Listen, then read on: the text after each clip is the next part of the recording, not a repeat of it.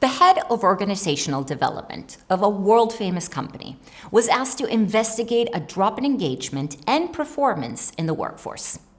The board had narrowed the problem down to hybrid working, but weren't sure if the tools were wrong, the principle was wrong, or the people were wrong. What Allison, the head of OD, found was a surprise to all of them. She saw that everyone was using the best tools well and was comfortable with them. Hybrid working had energized individuals and had given them a new motivation and increased well-being. So the principle and the people were fine. As she hadn't uncovered the cause of the decline, Allison pushed a bit farther and discovered that team culture had fragmented. People weren't collaborating with the team members very well.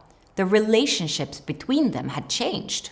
Where a friendship or close relationship had existed previously, things were okay. But where relationships had been more formal or purely professional, cracks had started to appear.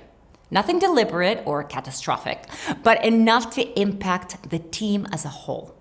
Allison noticed that in-person teams as well as hybrid teams were suffering the same downturn. Allison identified that teams were lacking cultural intelligence and were not able to adjust their approach to work to allow for other cultural styles. As a result, collaboration was taking more effort, information flows were clogged, and many people felt left out and disengaged. Allison quickly realized that managers and their teams weren't equipped to address this kind of cultural challenge. Many of them were great managers and leaders, but team culture was usually taken for granted, except for the isolated case here and there. The organizational development team got to work building a cultural intelligence toolkit to support managers and their teams rebuild collaboration and the sense of belonging. They started by introducing very simple pulse surveys. 2 questions. How do you feel about work this month? Better or worse than last month, and why? This gave managers a real sense of how the culture was evolving and suggesting concrete issues to be addressed. Managers were encouraged to use World Prism Teams tool to identify the cultural styles and preference within their teams. For those who weren't able to use the online tool because the teams were on the shop floor, they used a simplified hard copy to map out each person's preferences. Teams were invited to discuss the findings and identify a team value set, which could be recorded in a formal team charter, covering everything from approach to emails to how to disagree with someone else. Team members each talked about how they worked and what they needed from the team. Getting this out in the open was a great start to building a sense of trust and psychological safety. With clogged information flows, another key challenge was to make sure that everyone knew their stakeholders.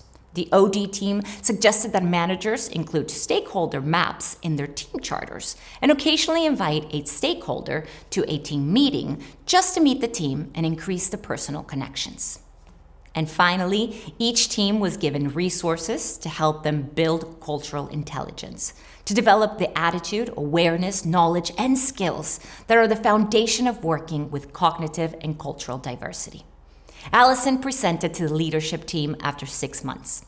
Looking at the trends from the Pulse surveys, it was clear that engagement and productivity were up in the teams that had used the toolkit. Just as importantly, there were signs of leakage, that the impact was affecting other teams as well. In 6 months, the results were small, but still noticeable.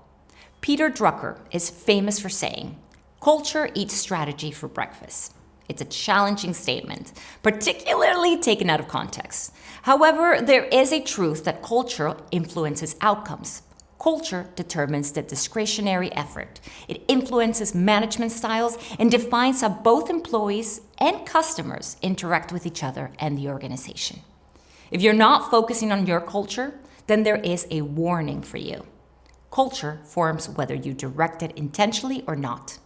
Get ahead of the game and build the effective, intentional culture in your team.